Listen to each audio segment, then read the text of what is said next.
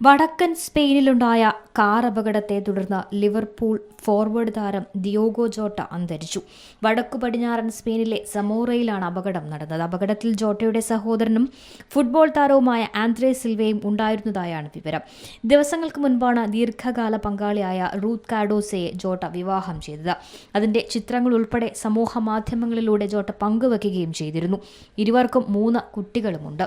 സ്പെയിനിലെ പൗരാണിക നഗരമായ വലാദോലിദിന് 70 മൈൽ പടിഞ്ഞാറായി പാലാസിയോസ് ഡി സെനാബ്രയ്ക്ക് സമീപം റയാസ് ബജാർ ഹൈവേയിൽ വ്യാഴാഴ്ച പുലർച്ചെയാണ് അപകടം നടന്നത്. ഇരുവരും ബെൻവെൻഡലേക്ക് പോവുകയായിരുന്നു എന്നാണ് വിവരം. പുലർച്ചെ 12:30 അപകടം നടന്നത്.